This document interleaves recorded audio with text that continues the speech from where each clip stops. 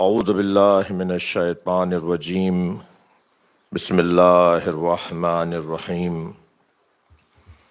الحمد للہ الذی لا یبلغ مدحتہ القائلون ولا یحصی نعماءہ العادون ولا یعدی حقہ المجتہدون الذي ليس لصفته حد محدود ولا نعت موجود ولا وقت معدود ولا أجل ممدود فطر الخلائق بقدرته ونشر الرياح برحمته الصلاة والسلام على الرسول المسدد المصطفى الأمجد المحمود الأحمد سیدنا و مولانا و مولا الکونین جد الحسن والحسین عانی ابو القاسم محمد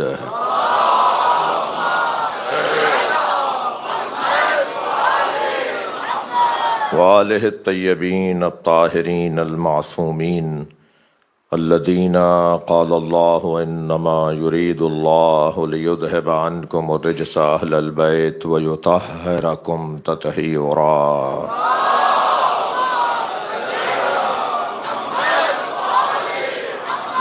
ولعنۃ اللہ علی اعدائہم اجمعین من یوم عداوتہم الی قیام یوم الدین اما بعد قال الحکیم فی قرآن الکریم بسم اللہ الرحمن الرحیم هل أتى على الإنسان حين من الدهر لم يكن شيئا مذكورا إنا خلقنا الإنسان من نطفة أمشاج نبتليه فجعلناه سميعا بصيرا إنا هديناه السبيل إما شاكرا وإما كفورا صلوات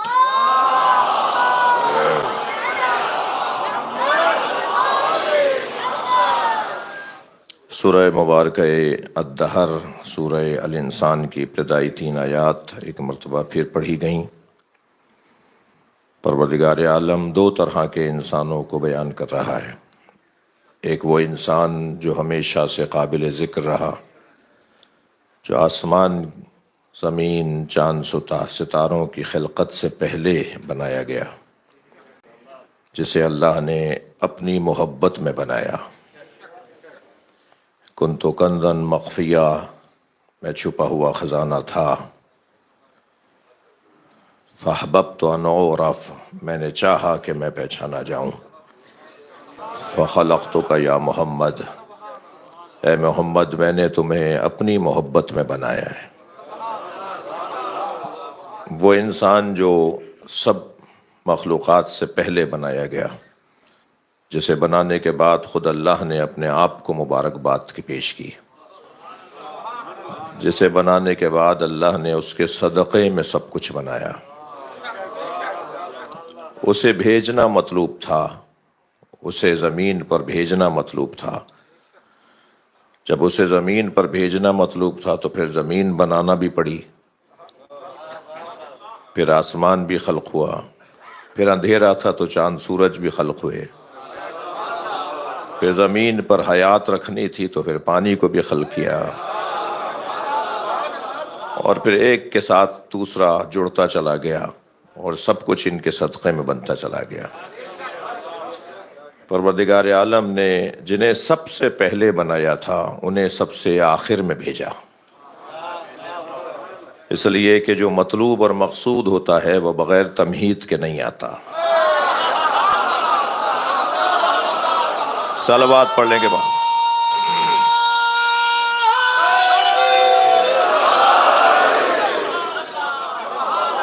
جو سب سے پہلے بنایا گیا وہ سب سے آخر میں بھیجا گیا۔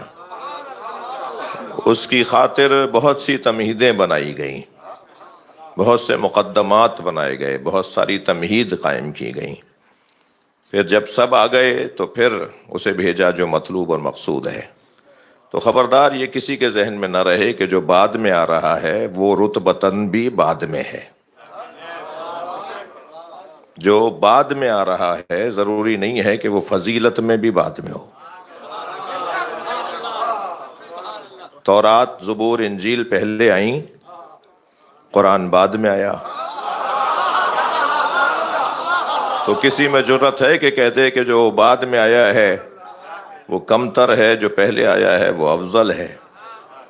یہ فضیلت کی ترتیب یہ نہیں ہے کہ جو لوگوں نے سوچی ہوئی ہے۔ میرے ہندوستان کے دوست یہاں کثرت سے تشریف فرمائیں۔ دہلی میں ایک مزار ہے خواجہ غریب نواز کا، ان کے جو سجادے چلے آ رہے ہیں وہ خواجگان کہلاتے ہیں نا۔ خواجہ حسن نظامی اول، دوم، ثانی، ثالث، یہ شخصیات ہیں۔ خواجہ حسن نظامی یہ جتنے بھی اولیاء الہی سے جڑے ہوئے لوگ ہیں، صوفیاء کرام سے جڑے ہوئے لوگ ہیں، تصوف والے جتنے بھی ہیں، عرفاء کی تو بات ہی کیا ہے۔ عرفاء تو بہت زیادہ روشن ہیں اپنے اس موقف میں، مگر صوفیاء کرام بھی کچھ فرق اور کچھ معاملات کے اختلاف کے ساتھ کچھ مزاج ایک صحیح رکھتے ہیں۔ ان کا نظریہ یہ ہے کہ مولا علی خلافت میں چوتھے ہیں مگر فضیلت میں پہلے ہیں،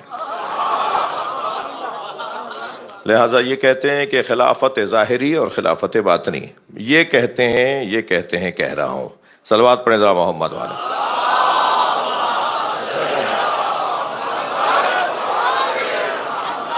یہ کہتے ہیں کہ جو خلافت ظاہری ہے وہ خلافت باطنی کی محتاج نہیں ہے، خلافت باطنی خلافت ظاہری کی محتاج نہیں ہے۔ یہ ایک تقسیم کی ہے، آج کے صوفیہ نے بھی اس طرح کی تقسیم کی ہوئی ہے، بہت اس پہ دلیلیں بھی دے رہے ہیں، بہت سی کتابیں بھی لکھی جا رہی ہیں۔ مولا علی وہ کہتے ہیں کہ ایک جگہ یوم حسین ہندوستان میں خطاب کرنے آئے، کہنے لگے کہ حسین ڈے کہتے ہیں نا آپ کے یہاں، یوم حسین، اس میں وہ خطاب کرنے آئے اور کہنے لگے کہ میں سنی ہوں مگر تفضیلی ہوں، اور تفضیلی سنی اسے کہتے ہیں جو بعد از نبی علی کی فضیلت کا قائل ہو۔ علی نبی کے بعد سب سے زیادہ فضیلت رکھتے ہیں۔ پھر کہتے ہیں ترتیبیں دو طرح کی ہوتی ہیں، ایک ترتیب خلافت ہے، ایک ترتیب فضیلت ہے۔ علی ترتیب خلافت میں چوتھے ہیں مگر ترتیب فضیلت میں پہلے ہیں۔ تو مجمع میں سے ایک صاحب کھڑے ہو گئے، کہنے لگے کہ خواجہ صاحب جو ترتیب فضیلت میں پہلا ہو اسی کو ترتیب خلافت میں بھی پہلا ہونا چاہیے۔ تو الجھ کے کہنے لگے 1,23,999 پیغمبروں کے بعد آنے والا پہلا سمجھ میں آتا ہے؟ صلوات پڑھنے ذرا محمد و آل محمد۔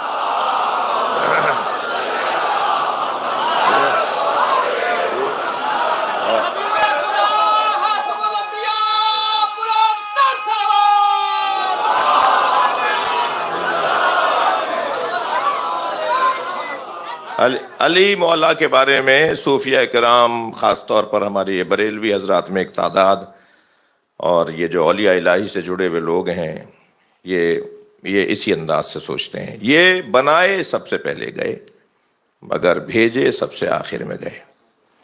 جنہیں سب سے پہلے بنایا گیا انہیں سب سے پہلے کیوں نہیں بھیجا گیا؟ جی، جس سے پیار ہوتا ہے نا، جو مطلوب ہوتا ہے، جو مقصود ہوتا ہے، وہ سجا کر بھیجا جاتا ہے، وہ اہتمام کے ساتھ بھیجا جاتا ہے۔ مجھے بتائیے کہ یہ مجلس مطلوب ہے یا نہیں؟ مطلوب ہے نا؟ یہ مجلس جو اس وقت ہو رہی ہے یہ مقصود اور مطلوب ہے نا ہمارے لیے؟ یہ مجلس ہمارے لیے مطلوب اور مقصود ہے، اور جو مطلوب اور مقصود ہو پھر اسے سجایا جاتا ہے۔ کتنے عرصے پہلے آنے والوں اور ذاکرین کے ویزے کا انتظام ہوا ہوگا، کتنے مہینے پہلے اشتہار چھپا ہوگا، جی کون کون کیا کیا اپنا کردار ادا کرے گا۔ آپ نے خود کتنے عرصے پہلے، کتنے دن پہلے طے کیا ہوگا کہ ہمیں کیسے پہنچنا ہے، اور روزانہ کے امور میں اس امر کو کتنی اہمیت ہے وہ ہر شخص، ہر مولائی جانتا ہے کہ اس مجلس کو کتنی اہمیت حاصل ہے۔ اب یہ مطلوب آ رہا ہے اب، اور تمہید بہت پہلے سے جاری ہے، اور جیسے ہی مطلوب ختم ہوگا تو سب چیزیں بھی اپنی جگہ چلی جائیں گی۔ ایسا نہیں ہوگا کہ روشنیاں ایسے ہی جلتی رہیں گی، مائک ایسے ہی رہے گا، جی دروازے ایسے ہی کھلے رہیں گے، یہ ہمارے کیمرے والے دوست ایسے ہی کیمرے لگائے بیٹھے رہیں گے۔ نہیں، جو آیا توجہ، جس کی خاطر سب کچھ ہوا وہ ہو گیا، وہ چلا گیا، وہ ختم ہو گیا، مجلس ختم ہو گئی۔ بھائی روشنیاں گل کر دو، یہ کیمرے اپنے گھروں کو لے جاؤ، یہ مائک بند کر دو، اس لیے کہ جو مطلوب تھا وہ آیا اور چلا گیا۔ ہمارا تو سوال یہ ہے کہ نبی اور علی آئے اور چلے گئے، تو ان کی وجہ سے جو کچھ بنایا گیا تھا وہ سب کچھ ختم کیوں نہیں ہوا؟ جیسے اس مجلس میں ہوگا نا، ابھی کچھ دیر کے بعد یہ روشنیاں گل کر دی جائیں گی، مثلا ہمارے یہاں تو ایسا ہی ہوتا ہے، اور فرش بھی ہوتا ہے تو وہ بھی لپیٹ دیا جاتا ہے، اور ممبر بھی ہوتا ہے تو اسے اپنی جگہ رکھ دیا جاتا ہے، اور مائک بھی لپیٹ کے رکھ دیا جاتا ہے ڈبے میں پیک کر کے، ایسے ہی ہے ہمارے یہاں معمولاً، تو ایسا ہی ہے۔ اور تقریبات کو بھی ایسے ہی سوچ لیجئے، یہ تو عبادت ہے، یہ تو مجلس ہے، آپ اور تقریبات، جس مثلا شادی کی، خوشی کی تقریبات میں بھی سب اپنی اپنی جگہ چلی جاتی ہیں چیزیں۔ اب یہ جن کی وجہ سے اللہ نے زمین کا فرش بچھایا، آسمان کا شامیانہ لگایا، چاند سورج کی قندیلیں روشن کی، دریاؤں کی سبیلیں لگائیں، وہ آئے اور چلے گئے، تو یہ سب لپٹا کیوں نہیں؟ تو یا مانیے کہ وہ آئے نہیں، یا مانیے کہ وہ گئے نہیں۔ ہاں، ان کے آنے کا تو صلوات پڑھیں محمد وال۔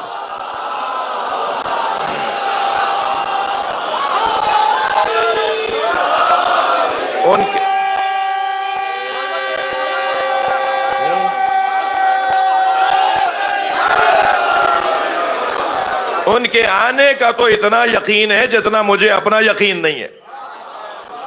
یعنی میں اپنی عقیدت بھرا ایک جملہ آپ کو عطیہ کر رہا ہوں، میں شہنشاہ حسین نقوی ہوں، اس پر مجھے شک کرنا چاہیے، حسین ہیں اس پر یقین ہونا چاہیے۔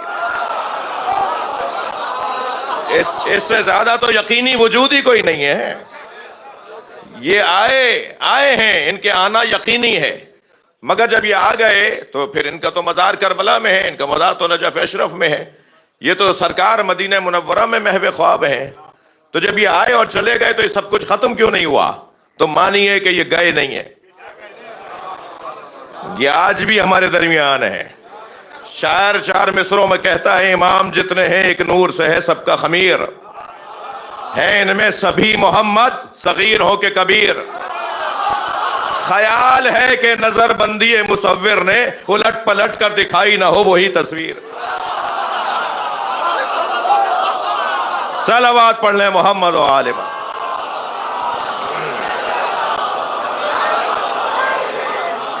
یہ آج بھی ہمارے درمیان،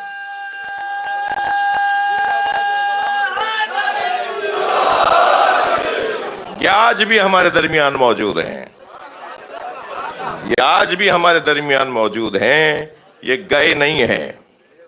یہ ساری چیزیں باقی رہنا بتا رہی ہیں کہ یہ گئے نہیں ہیں۔ ہمارا امام حاضر ہے، ہم امام حاضر کو مانتے ہیں۔ جی میرے بعض وہ دوست بھی تشریف فرما ہو رہے ہیں روزانہ مجلس میں، جو یہ جملہ بہت زیادہ اپنے امام کے لیے، اپنے پیشوا کے لیے استعمال کرتے ہیں، وہ بھی آ رہے ہیں مجلس میں۔ میں ان کے لیے بھی دعا گو ہوں، اپنے سنی بھائیوں کے لیے بھی، اپنی شیعہ برادری کے لیے بھی، سارے مسلمانوں، سارے انسانوں کے لیے۔ در حسین پہ ملتے ہیں ہر مزاج کے لوگ۔ عباس زیدی صاحب فرماتے ہیں، در حسین پہ ملتے ہیں ہر مزاج کے لوگ، یہ دوستی کا وسیلہ ہے، دشمنی کا نہیں۔ یہ جوڑنے کی جگہ ہے۔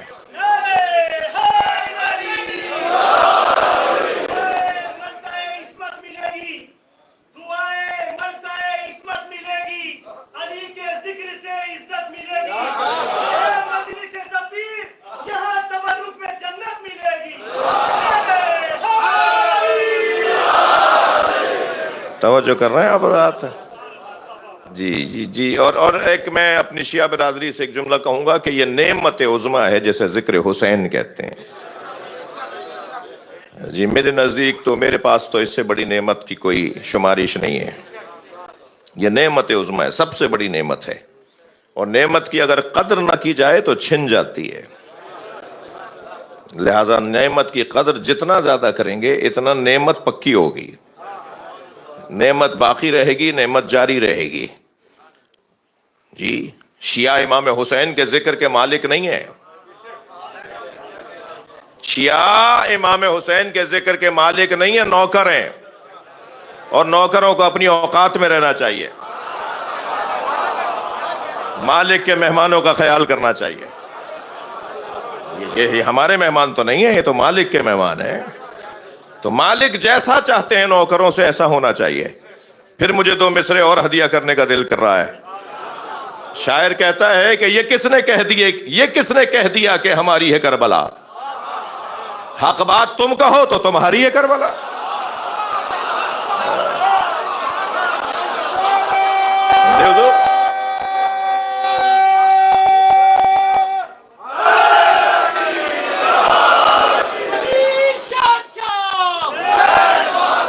ماشاء اللہ.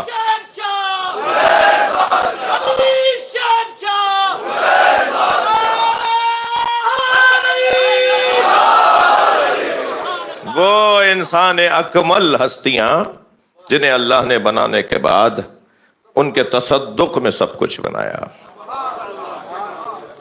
علی حبہ جنہ.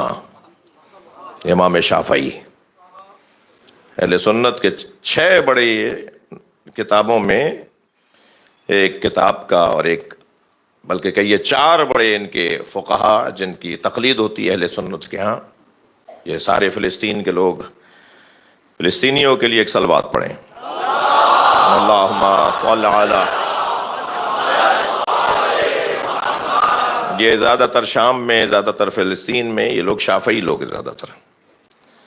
اور شافعی جو ہمارے ہاں تقریباً کہیے بریلوی کہلاتے ہیں، جو عقیدت مند لوگ، نیاز نظر والے لوگ. تو امام شافعی فرماتے ہیں علی حبہ جنہ قسیم النار والجنہ. علی وہ کہ جس کی محبت دوزخ کے لیے ڈھال ہے. جی، آتش جہنم سے بچانے والی شے کو حب علی کہتے ہیں.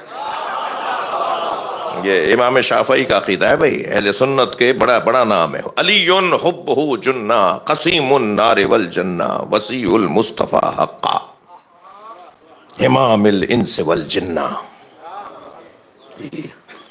امام الانس والجنہ، انسانوں اور جنوں کا امام. جی، خاص کرم ہے عزیزو آپ کے اوپر، خاص احسان ہے اس گھرانے کا کہ آپ سے، ہم سے یہ اپنا ذکر کروا رہے ہیں. کوئی حدیث قصہ، کوئی تلاوت قرآن، کوئی سوسخانی، کوئی مجلس پڑھ کے، کوئی نوحہ پڑھ کے، کوئی یا حسین بول کے، آپ کی طرح کوئی سبحان اللہ بول کے فضیلت کی کوئی بات سنی، عظمت کا کوئی عنوان سنا تو چہرے پہ بشاشت آ گئی، چہرے پہ رونق آ گئی، جو آپ کے خون کی پاکی کی بھی علامت ہے. جی، آپ کے جو والدین کے باکردار ہونے کی بھی علامت ہے. اور اس کیفیت کے اندر میرے عزیزو چہرے پہ جو شادابی آتی ہے وہ خود ایک ذکر ہے. یہ سننا میرا، آپ کا یہ بولنا، یہ سننا، یہ خود ایک ذکر ہے. اور یہ ہر ایک سے نہیں ہوتا، یہ توفیق کے بغیر نہیں ہوتا. کچھ تو مجبور ہوں گے جو کسی روزگار کی وجہ سے، کسی ڈیوٹی کی وجہ سے مجلس میں نہیں آ پاتے ہوں گے. جی، مگر کچھ بے توفیقیں بھی ہیں. جی، جو کہیں بیٹھے ہوئے باتیں کر رہے ہوں گے. جی، انہیں کیا پتا کہ جنت میں آتے کیسے اور جاتے کیسے. یہ جو مجلس سزا ہے نا، یہ جنت ہے کہ جس کے اندر میں اور آپ بیٹھے ہوئے ہیں.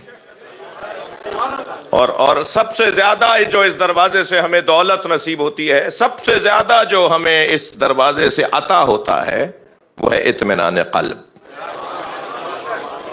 ارب پتی انسان بھی ہو، جی، ٹیبلٹ کھا کے سو رہا ہو، اور وہ ٹھیلا لگانے والا چین سے سو رہا ہو، بتائیے کون سا انسان ہے جو ثروت مند ہے؟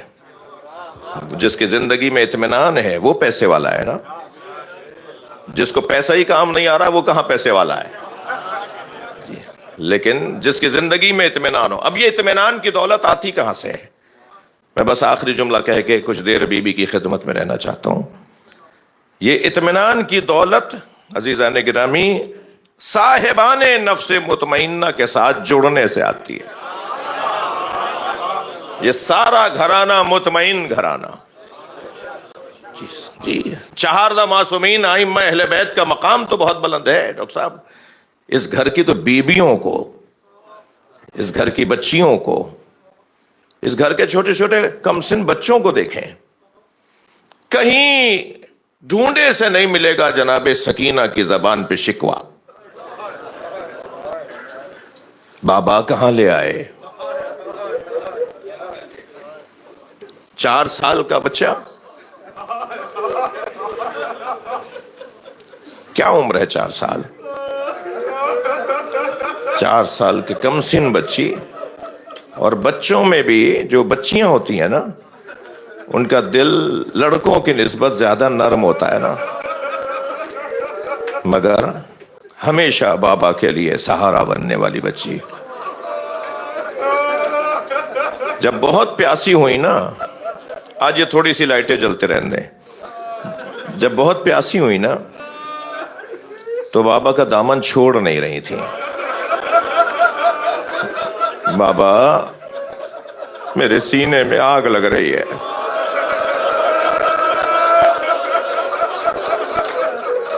بابا یہ پیاس مجھے مارے ڈال رہی ہے. ڈاکٹر حضرات تشریف فرما ہے، جب بدن میں پانی ختم ہو جاتا ہے نا تو انسان کے چہرے پہ پھیکا پن آنے لگتا ہے. پھر آہستہ آہستہ اس کے بدن کی کھال پھٹنے لگتی ہے، پھر اس سے خون آنے لگتا ہے.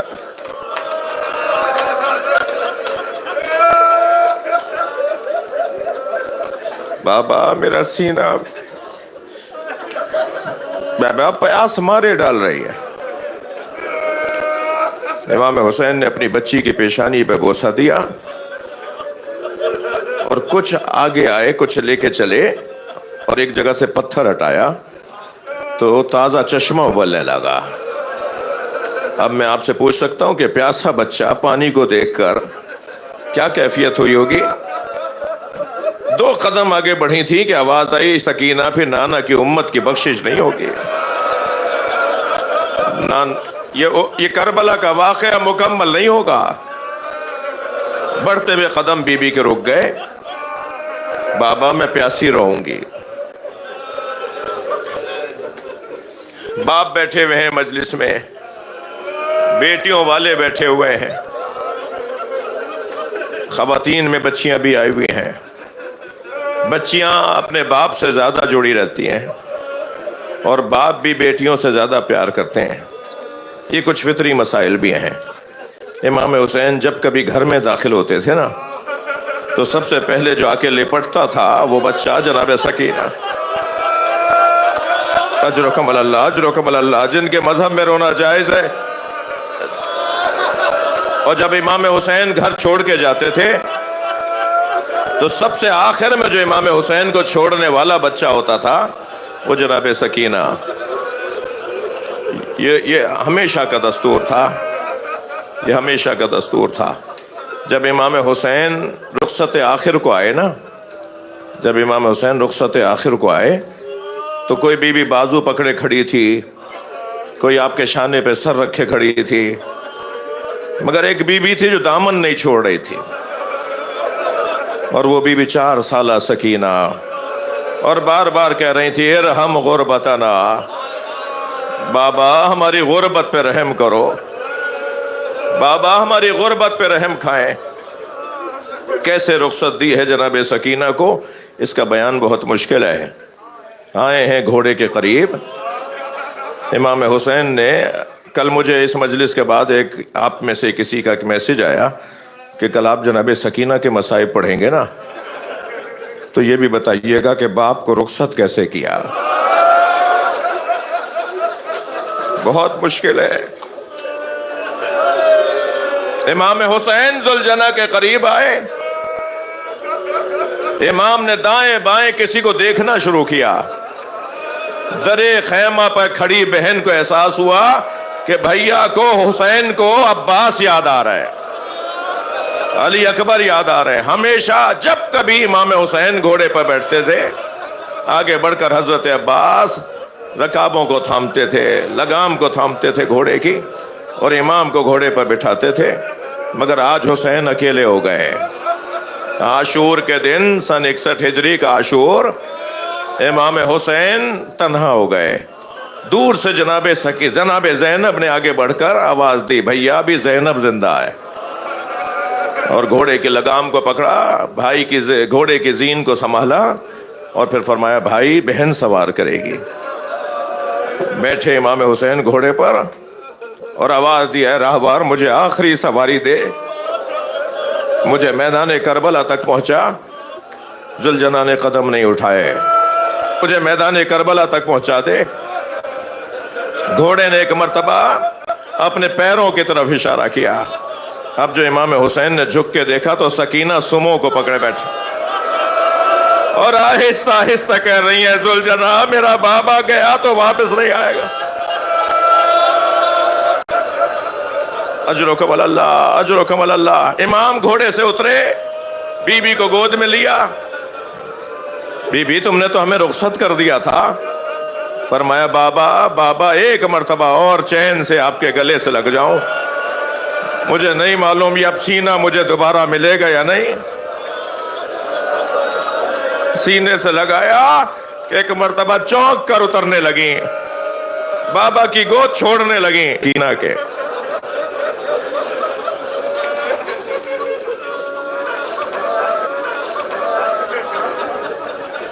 جب امام روانہ ہوئے تو بیوی کچھ دیر تک بابا کے گھوڑے کے نشان تک جاتی رہی۔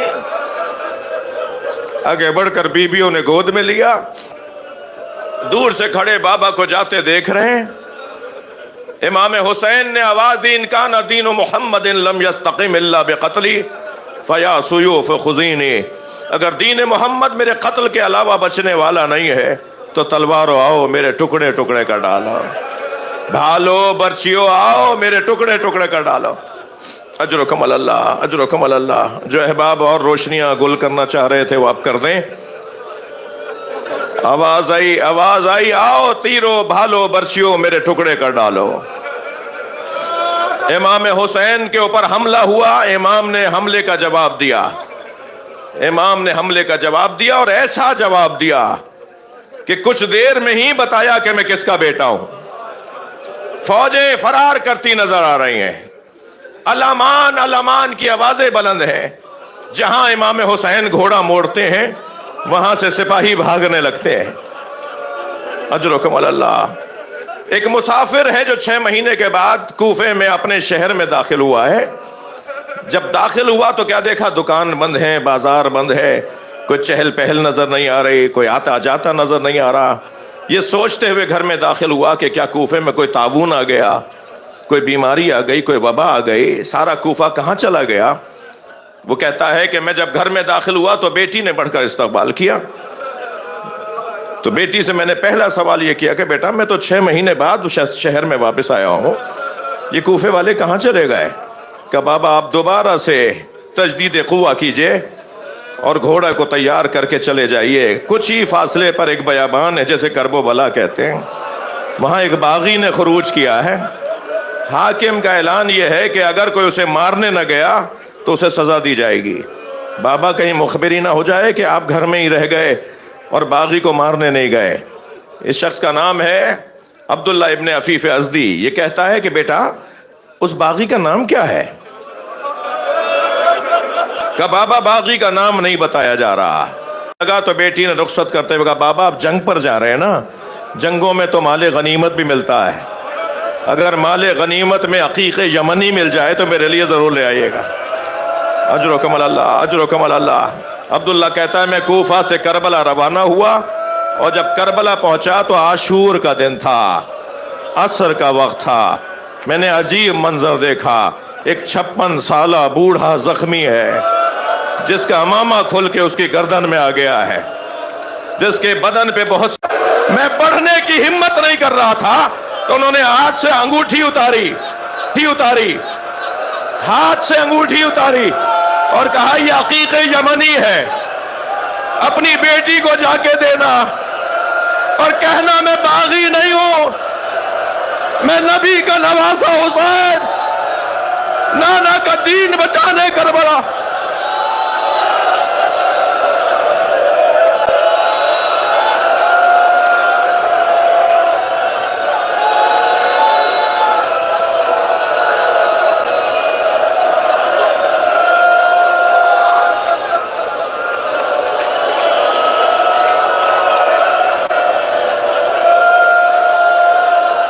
اجرکم اللہ. عبداللہ ہاتھ جوڑ کر کھڑا ہو گیا. مولا حکم کرے. فرمایا واپس چلے جاؤ, واپس چلے جاؤ. مولا آپ کو تنہا کیسے چھوڑ جاؤں؟ فرمایا واپس چلے جاؤ, کچھ دنوں بعد میری زینب آئے گی, انہیں چادریں لا کے دے دینا. نبی زادیاں بے مقنع و چادر. اجرکم اللہ, اجرکم اللہ. مجلس بہت نورانی ہے. اسی حالت میں امام زمانہ کو بلائیے. مولا کچھ دیر کے لیے پرسہ لینے آ جائیں. مولا عالم اسلام پریشان ہے. مولا مسلمانوں کو ذلیل کیا جا رہا ہے. اجرکم اللہ. ایک ایسا وقت آیا کہ امام حسین کے سینے پہ 3 پھلوں کا تیر لگا. حسین مولا سے گھوڑے پہ بیٹھا نہ گیا. کبھی دائیں گرتے تھے تو کبھی بائیں, اور زین پکڑ پکڑ کے سنبھلتے تھے. میں نے آیت اللہ مشکینی سے حرم حضرت معصومہ قم میں یہ جملے سنے. جب امام گرنے لگتے تھے نا تو اشارہ کر کے فرماتے تھے لا واللہ, لا واللہ, مجھے نہیں چاہیے.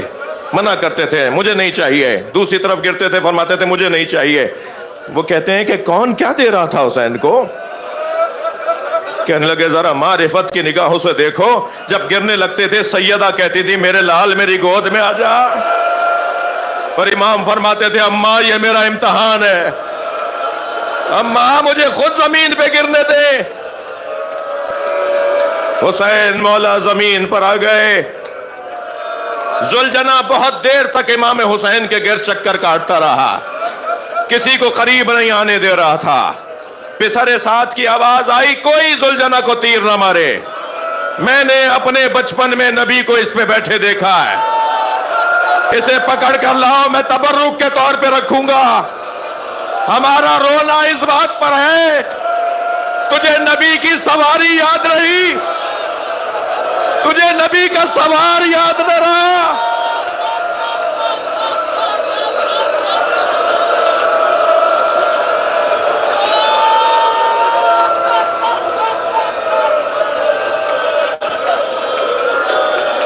سپاہی آگے بڑھتے رہے ذوالجناح کو پکڑنے کے لیے. 80 سپاہیوں کو ذوالجناح نے زخمی کیا. یہ کسی کے قابو میں نہیں آ رہا تھا. جب دیکھا کہ یہ کسی کے قابو میں نہیں آ رہا, سپاہیوں کو زخمی کر رہا ہے, تو آواز دی گئی ذوالجناح کو چھوڑ دو, دیکھو کرتا کیا ہے. جب گھوڑے نے دیکھا نا کہ سپاہی پیچھے ہٹ رہے ہیں تو اس نے دائیں بائیں دیکھنا شروع کیا. رونے والوں یہ امام حسین سے دور ہو گیا تھا تو دوڑا اسی طرف جہاں امام کو اتارا تھا, مگر آنے میں دیر ہو گئی تھی. امام کا سر کاٹا جا چکا تھا. ذوالجناح لاشوں کے درمیان ہر لاشے کو سونگنے گیا, ایک ایک لاشے کو سونگتا تھا. ایسا لگ رہا تھا جیسے اپنا پھول تلاش کر رہا ہو, اور اسی لاشے پہ رکا جو حسین کا لاشا تھا. امام کی رگوں سے خون نکل رہا تھا. اس نے اپنی پیشانی کو امام کے خون سے رنگین کیا, اور زمین کربلا پہ ایسے پیر مار رہا تھا جیسے ماتم کر رہا ہو, اور ایسے آوازیں نکال رہا تھا جیسے نوحے پڑھ رہا ہو. اور پھر اس کے بعد دوڑا ہے خیموں کی طرف, خیموں کی طرف دوڑا. خیموں میں ڈھونڈ رہا تھا سکینہ کہاں ہے. اسی خیمے پہ رکا جس خیمے میں سکینہ تھی. بی بی نے بابا کے گھوڑے کی آہٹ سنی, خیمے سے باہر آئی. ذوالجناح نے گردن جھکا دی. بی بی نے گردن پر ہاتھ رکھا اور ایک سوال کیا, یا جواد ابی حل سقیا ابی ام قتل عطشانا. اے میرے بابا کے با وفا گھوڑے, اتنا بتا پانی پلا کر مارا. اجرکم اللہ.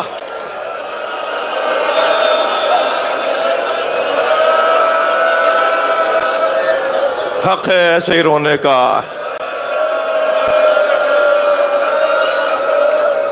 آج حسین کی عزادار بی بی کا ماتم ہے. یہ بچہ پوچھ سکتا ہے بی بی سکینہ کی شہادت کیسے ہوئی؟ میں بالابک کے ذریعے سے لبنان کے رستے سے شام گیا کچھ سال پہلے، تو بالابک کے شہر میں امام حسین کی 2 بیٹیوں کے مزار ہیں جی۔ ایک بیٹی کا مزار میں نے پوچھا، دیکھا، پڑھا جا کر، تو وہ بیٹی وہ تھی کہ جس کے سر پہ پتھر مارا گیا، خون رک نہیں رہا تھا، وہ بچی شہید ہو گئی، اور آج لبنان اور شام کے سرحد پر ان کا مزار ہے۔ اجرکم اللہ۔ یہ بچہ پوچھ سکتا ہے نا جناب سکینہ کی شہادت کیسے ہوئی؟ بتا دوں اس بچے کو، دم گھٹنے سے ہو گئی۔ یہ بچی کب تک برداشت کرتی؟ کبھی کوئی تعزیہ نہ مارتا ہے، کبھی کوئی ہاتھ اٹھاتا ہے۔ اجرکم اللہ، اجرکم اللہ۔ کانوں سے گوشوارے مانگ کر نہیں لیے گئے۔ ایک ظالم نے ایک ہاتھ، پتھر سا ہاتھ سر پر رکھا، اور ایک ہاتھ سے گوشوارے چھینے، نوچے، جب تک زندہ رہی اپنے کانوں کے دکھنے کا،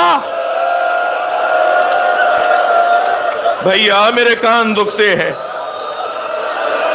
اجرکم اللہ، اجرکم اللہ۔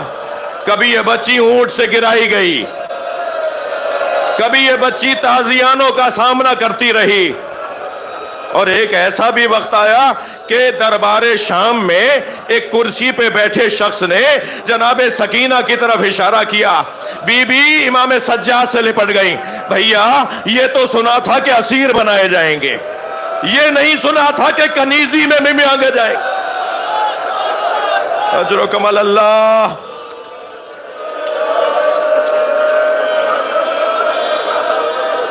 زندان شام، آدھی رات، اندھیرا، سوتے سوتے بیدار ہوئیں، اور کبھی زندان کے اس کونے میں، کبھی زندان کے اس کونے میں، اور آوازیں دیتی جا رہی تھی، بابا بابا بابا مجھے ساتھ لے جاؤ۔